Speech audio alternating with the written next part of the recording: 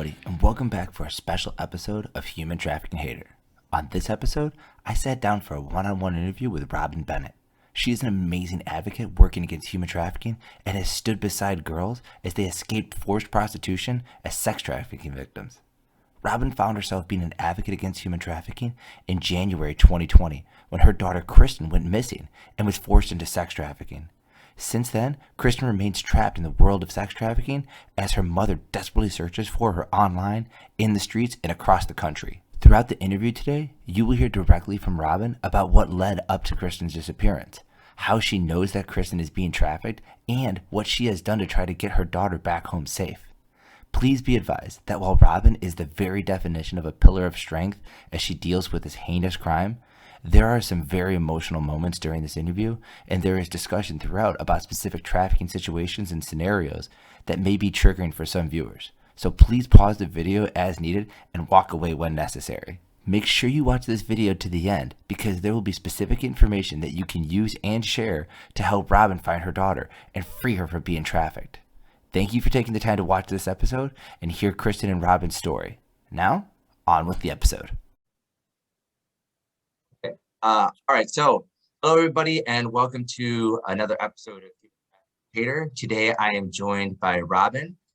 She is the mother to Kristin Galvan, and Kristin was she disappeared back in January of 2020, and since then Robin has found out some pretty alarming details about what has happened to Kristin in that time. And so this interview is going to go over what it is that transpired leading up to Kristin's disappearance, since her disappearance, what has happened or what Robin believes has happened, and then just she's going to walk us through some of the things that she's done to find Kristin. So Robin, I think it goes without saying, thank you for being here. Obviously, this is a very sensitive subject, and as I've told you before when we spoke on the phone, I am completely underqualified to have the conversation with you. And with that, we're still going to push on. So thank you so much for being here. Thank you for having me. Yeah, absolutely. So the first question that we want to go ahead and start off with today is we're going to start at the beginning. So how would you describe Kristin, her personality, the things that she liked, and who she is as a person? Right. Kristin is my firstborn and only daughter. She was definitely a wonderful baby, wonderful child growing up, very easygoing, no problems, very smart, super smart, actually. You know, the year or two leading before her disappearance, she was in JROTC. She was on drill team, very active in school, straight A student, gifted and talented, testing out of all of her classes, very artsy. She loved to do ceramics, hobbies, things of that sort. She was a pretty good teenager. You know, that we were leading up to, you know, she was 15 and she was a really good teenager until she got in contact with some of the wrong people. Okay. All right. And so she was at just before she had disappeared, she was 15. Yes. Okay. And so she's 15 years old. She's this kind of, you know, model kid going along, doing the things that she needs to be doing. And then when did she go missing? So I know that I mentioned it was January 2020, but so she went missing and kind of what transpired there? Kristin actually, back in 2019 had run away from home for 2 weeks. Mm-hmm. During that time, immediately I called law enforcement, reported her missing. You know, they didn't jump on it. At that time, I had a Verizon Smart Family app on her phone, so I could see where she was. Right. I went knocking on doors and apartment complexes until the location was turned off. That's when I called law enforcement again and told them that her location was off. I can't find her. You know, where's my daughter? So I started going through her friends on Instagram. Mm-hmm. And that kind of led me to her new group of friends Okay. which were not good people. But I got a call right before Thanksgiving, and it was Kristin, and I could hear a blinker and a male's voice in the background. And she wanted some of her clothes because it had started to get cold here in Texas. And I'm like, look, you need to come home. I don't know what's going on. This is some, BS, get your butt home. Right. I thought she had just ran away to the boyfriend's house, really. So when I heard the male voice and the blinker in the background, I said, well, Kristin, in my head, I'm like, she's with somebody who's obviously driving age. Whoever has you is harboring a runaway. We're looking for you. Right. 2 hours later, I got a call from HPD. They had found her in a shopping strip off of Bissonnette and 59 here in Houston, and the cops said she did not belong. And that's when we learned. I went to the hospital to pick her up at Texas Children's, and we had found out that she had been trafficked during those 2 weeks. She had not run away to the boyfriend's house. She was indeed being trafficked and had already been sold off between some pimps. Mm-hmm. And so before she went missing, or before she had disappeared, for that 2 week period, you mentioned the group of people that she was hanging out with. And do you know where she met those people, like how she came into contact with them?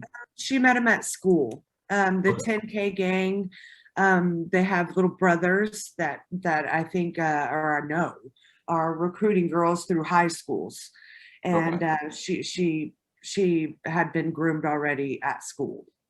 Okay, so she's 15 years old. She's going to school, doing the things that she needs to do. Another one of these kids, or a couple of the kids at the school, connects her with this larger group.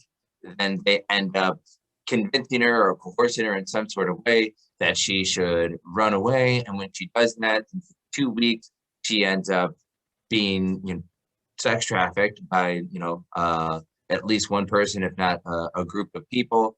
And then you're able to get her back, though, right? For after that 2 weeks. And Correct. So what was your response when you got her back for those 2 weeks? What did you do? Well, when we got her back, when I arrived at Texas Children's, they wanted to arrest me.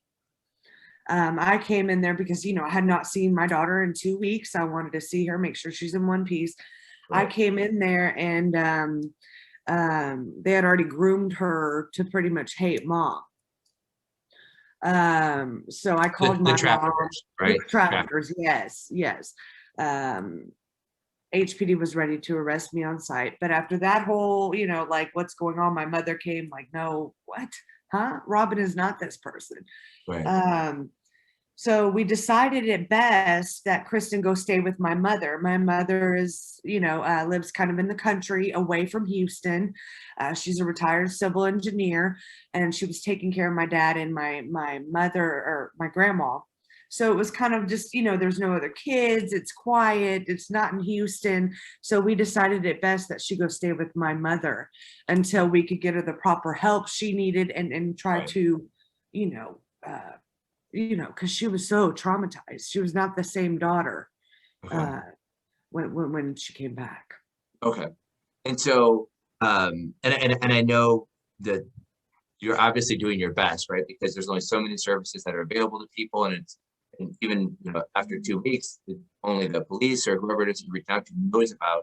You can find the limited amount of services that are out there. So having her stay with your mom was, in your mind, and maybe in reality, the best thing that you could do at the time to try to get her some separation from these people that were clearly influencing her to do the worst in her favor.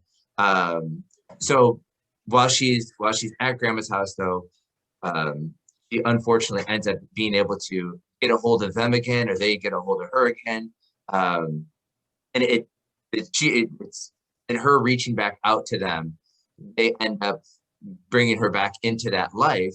And so then what's the response? I mean, obviously on your part, you're trying to get her back. So what's the response from law enforcement when she goes missing for the second time? When she goes missing for the second time, it was out of Montgomery County. So we filed a report. Her grandfather filed that report that evening, and of course called me.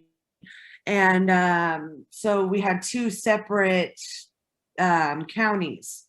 So Montgomery County had the case. I'm like, this is not a Montgomery County. They hadn't closed the case here in Houston yet. So, which was a big mistake. They should have closed it when she was found. That's Right. the problem. So anyways, Montgomery County had the case. So I'm calling them every day. Every day I'm calling them. They don't know anything about the HPD cases, blah, blah, blah. You know, they're doing their own thing. Yeah. Okay. So there was confusion on the part of law enforcement because the previous case wasn't, like you said, wasn't closed down. So then they were confused at what it is that they could do or what they should be doing for this next case or for this current case. So, and why do you believe, and you kind of already shared this a little bit, why do you believe that she was groomed into sex trafficking? I mean, because of what you found on the Instagram account, and then is there some other evidence that you have of that or belief? Yeah, the Instagram account, the correspondence between her and a few men. Okay. And you know, just and while when we got her back, there were 2 arrests made in Harris County. Arian Jackson, who housed 14 girls in a house here in Houston. Wow. The youngest was 12 years old.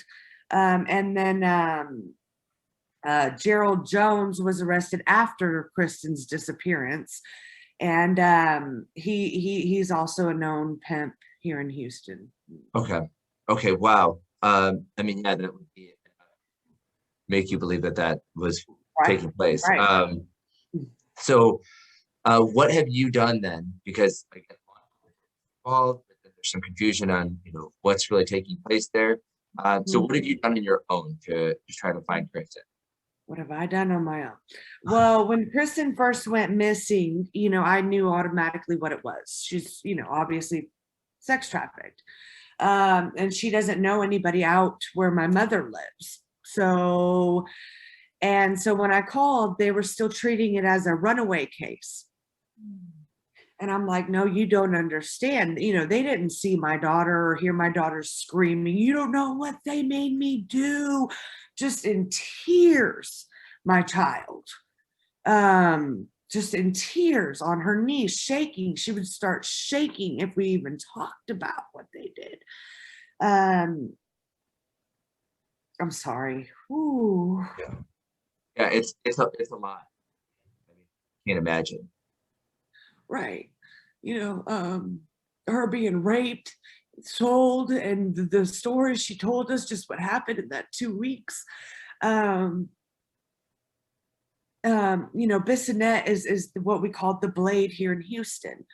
I never really went near there. I knew it had prostitution, but as I told, law enforcement really wasn't doing anything. And Montgomery County is not going to come here to Harris County and look on Bissonnette. They just don't do that. So I took it upon myself I met with one of many my private investigators, and he showed me the in and outs of the track. You know, I met him and we took a tour, and he's like, well, and sure enough, he showed me the shopping strip where Kristin was found. And then it just led to the whole track. And here are these women wearing next to nothing at all times of day and night on Bissonnette. Mm-hmm. So that's step one. I thought she'd be out on the track. Mm-hmm. You know, and then Kristin started really getting a lot of attention. Facebook had blown it up, and you know, she wasn't on the track. We had searched, I think, for 2 months, every night being out there. And, you know, the track is pretty much popular from like 9 p.m. to like 2, 3 a.m. in the morning. I mean, that's just, you know, I mean, those are the hours. And after that, I decided to billboard releases. COVID hit, I was praying that, you know, the lockdown would definitely bring her out. Right. I was like, this is my saving grace. It'll push her out. Wow. And it didn't, of course. So I called National Center for the Missing, which I had been in contact with them since the beginning, and Texas Center for the Lost, and coordinated with them to get a billboard release on Kristin, which was released in June of 2020. Okay. I've yeah, just what haven't I done to look for Kristin? Yeah. And then while searching for Kristin, you know, I've uncovered and rescued minor children myself. Yeah, sorry. Whew. But and I think that's the part of it too, is it's here you are, you're propelled, your sole motivation in doing it is to find your daughter, obviously. And so you're doing everything that you can from what you just listed off, that you're going to these dangerous tracks where you're trying to find her there. You're working with police, law enforcement, federal government as much as possible. Then you're going these, like, obviously these extra steps to try to get billboards put up. You're trying to put together events, reaching out to people on Facebook. So you're doing all of these things, and at the same time, you're still parenting your other kids. You're still working, I imagine, a full-time job. So you're processing all of this, you know, this pain from with Kristin. And so, and I think that's one of the reasons why I wanted you to be able to share. So I apologize, because I mean, obviously that we're just taking you through it. So, and I know that I had spoke to you before we had this interview. But I think it's important that people understand that you're still going through this, that this isn't something that's that pops up on Facebook page and then you swipe and then it's done with. This is in your reality for the past year and a half. And so if anybody, it's been a nightmare. It's not just reality, it's an absolute nightmare. Yeah. And I mean, I don't think anybody else, except for somebody who's in the same situation, can even start to fathom what you're going through and what you're processing.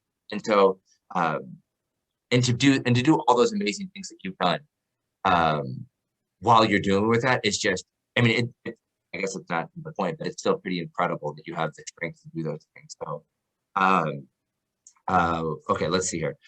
Not that you haven't already just shared a lot here, but what evidence have you found that Kristin is being trafficked? And I only ask you this because there's a lot of people that end up misconstruing, you know, some other heinous act as trafficking, you know, whether it's rape or sexual assault or stalking or kidnapping. You know, those are all bad things, but they can sometimes get misconstrued. So what have you found that led you to believe that she is in fact being sexual? There's ads online. That's conclusive. Yeah. So there's ads online. Okay, and you've found a couple of these over this year and a half process that has been taking place. So correct. Okay. Let's see here. So so as you've gone through all of this, you know, Kristin was groomed by this group of people from the school. Even after you separated her, there was still some sort of connection that was there. And then she ended up finding her way back into that. So what would you say to people at home if they're like, well, what can I do to try to, you know, keep my kids safe from, you know, being groomed into sex trafficking or, you know, being tricked into it? What advice could you offer to them? Step one really is those child safety identification kits. You know, I'd gotten one when Kristin was like, I think 6 at a fair. You know, I just, you know, my kid's never going to go missing. I don't need this thumbprint saliva stuff. Actually, no, that really, we had a fingerprint for Kristin. You know, when I pulled those out, that And be active on your kids' social media accounts. Do a sweep. Really, you have to be able to know how to use the technology for your child too.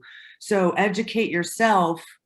And I mean, these kids nowadays, you have to know all the lingo and the terms and I mean, you have to be really with it. And I really thought I was with it. I still think I am. But you have to be watchful of your children's social media. You have to.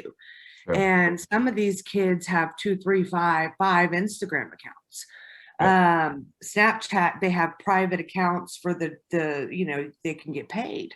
And since Kristin went missing, I'm seeing all of these young girls use Snapchat, Instagram, to make money. It's send them a pic of the toes. Oh, I'm gonna shake my booty. Like, these kids are bored at home, and they want to become clout famous. Sure. They're using Instagram, TikTok, Snapchat, everything's all about this. Right. Yeah. We got to wind down to the basics, man, really. Sure. And really educate our children. Like, they will take you. They, you can't trust anybody nowadays. No one. I think it's so important you mentioned the social media, because obviously people they have the account that they show mom and dad, and then they have the account that they're using. So right. So being in social media, but maybe involved in all of their electronics, so you can see those secondary accounts. Right. And it really does transpire over other things. A few months ago, I did an episode on cyber trafficking and the ability to reach out even in games like Fortnite or in Roblox. And so I had my own kids playing Roblox, and I thought, like, I managed their phone, I monitored it, I could literally see everything they did on their phone. And while I was in the kitchen and my 8-year-old was playing Roblox, I could hear somebody had modded the music to have like graphic lyrics or something. I don't know if they modded or what the term is. I don't know the lingo as well as you do. But they had modded it, and they were saying some pretty graphic things. And I mean, that is part of grooming, because it normalizes sexual behavior that should not be normal for kids. And so, and then people would reach out and say hi to them. Could it have been another 8-year-old kid? Sure. But could it have been a 25-year-old guy, a 60-year-old guy who's, 2 cities over, 2 towns, whatever? And so I had to just take Roblox away from them. They didn't like me for it. They were upset, but they're, they're safer for it. And so, I'm sure somebody might see this and be like, my kid's playing Roblox. But I think what you're putting out there is just a cautionary thing of whatever you're comfortable with is what you're comfortable with, but be involved to some degree. So if you let your kids play Roblox, that's fine, but know what they're doing on social media. And if they are on social media, make sure they don't have 2 or 3 accounts, right? Like that's an important thing. So I think that's a great thing to just be conscious of what they're doing. Right. Know their username, know their passwords, get all that information from them. Hit up their phones for night checks when they're asleep. I mean, you got to.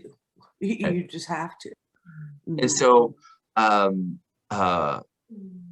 what do you want people at home to know about Kristin? That she is still missing.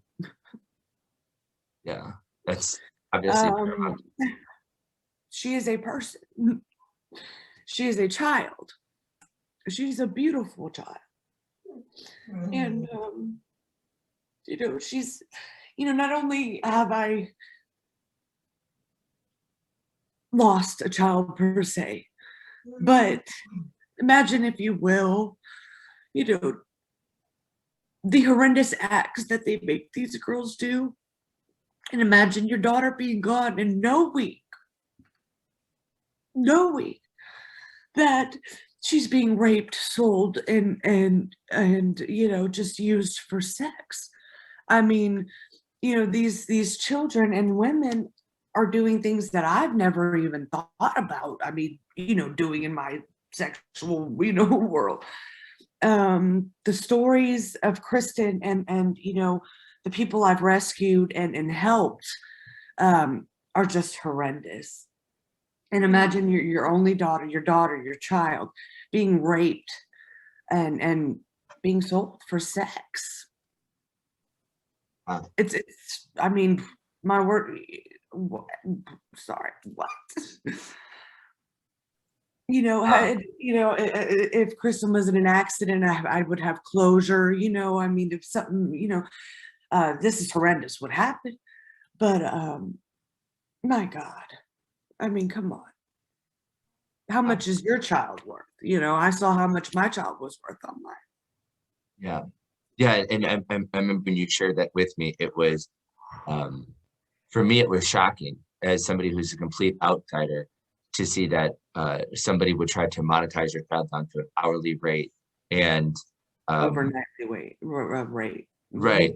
And then, yeah, it obviously is a horrific thing to have to deal with. So the last question that I have here is, what can people at home do help you connect with your daughter? Keep on sharing.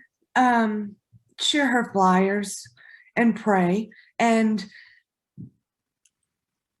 my life, everywhere I look, I'm searching for Kristin. Whether it be grocery store, I look everybody in their face. It has become everywhere I go, I search the crowds for Kristin. And if share a flyer, and if you know something, say something. Somebody has to know something. We're a year and 8 months into this. Somebody has to know something. And just keep an eye out for her. And not only that, but Kristin is a person. What has happened to her, we don't really know. She's not here with me, so I don't know where my child is, and that's one of the worst feelings in the world. So, and Robin, I feel obviously horrible because I know this is just like so tough, and I feel bad because it's my questions that are just like dragging you into each one of these emotions. And I know that you had no. Whew. This is pretty compared to when I really cry. So you're getting oh man. Yeah, completely acceptable. I think the experience emotion when you're talking about this. But I feel horrible because one, it's happening. Two, I feel like I'm making you relive all of this, but it's the only way that we can get people to understand what's really happening, and what it's really like. This is why it's worth checking social media for a little bit. This is why it's worth sharing this story with somebody, because if they can help out, they can end this for you. If they can lead to one clue to another clue, if all it takes is the clicking of a mouse and a little bit of sharing with your network, then why not do that? I mean, if they could stop all of this pain that you're experiencing, right. I mean, I feel like at this point, I feel like you have shared as much as you can share about this. There's just one more thing that I think that would be helpful for people to know, and that's what you had shared with me before we had started the interview, which was back in February, you actually did find you found a photo that Kristin is actually, she is still alive. So if anybody's saying, it's a year and 8 months. I mean, you had gone months or over a year without anything. And then in February of 2021, you got this picture that popped up showing that she was, in fact, unfortunately still being trafficked, but she was alive. Right. Yeah. This photo was sent to me by Harris County. Like I said, I hadn't heard anything. All of 2020 was nothing. February 8th, 2021, the district attorney, they ran her face through a traffic jam. And they said, "Is this her?" And they sent me 2 photos of her face and her hands. And Kristin has really very tiny little hands, little nail beds. You can't mistake them. But yes, February 8th, and I was like, that's her. Oh my God. And it was just like, glory to God, like they're gonna go get her, like this is her. And that was February 8th, and we're what, August 3rd now? And still no Kristin. But 100% that was Kristin in those photos. And I thought it was just important to share that with people, because some people might think, oh, our hearts go out to mom here, but it's been a little bit of time. But because you have been so assertive in doing stuff and getting out there. I mean, from the billboards to going out this net to other states and connecting with other girls. This has popped up, and so the search is still on. I mean, actively, very much so. So, Yeah. well, okay, Robin, thank you so much. I can't even tell you how much I appreciate you taking the time, the emotional strength to come on here and to share all of this information, and to and then to offer advice to people on what it is that they can do to help keep their kids safe. So I really hope that that your message has resonated with them. And so I'll give you the last word, and then we'll go ahead and finish. Well, thank you so much for having me. And if, just getting Kristin's name out there, and it really should be a public household name at this point. But please just continue to look for Kristin. Be aware of your surroundings, y'all, because it's really not safe in this world, and sex trafficking is really going through the roof.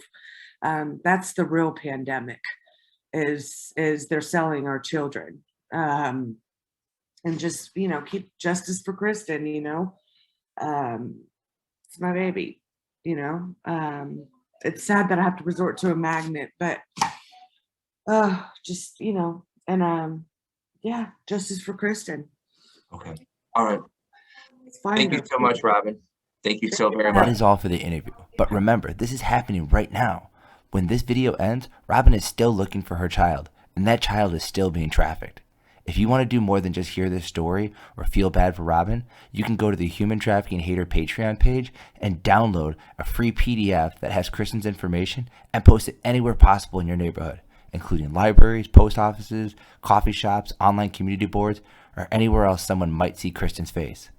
Also, you can go to the Human Trafficking Hater Facebook page and share any of the posts about Kristin to your page to again help share Kristin's image with the world and help get her home with her mother. Lastly, if you feel especially moved to help, you can donate money to help raise even more awareness. For the entire month of August, I will be using all of the money from my Patreon account to help Robin pay for and post paid advertisements all over the internet and anywhere else we can afford to. In September, I will update everyone on how much we raised and what ads we were able to place and where. Together, we can help Robin find her little girl. Don't forget to click subscribe so you can get updates about Kristin's case and access to all new content about human trafficking every week. Thanks for watching.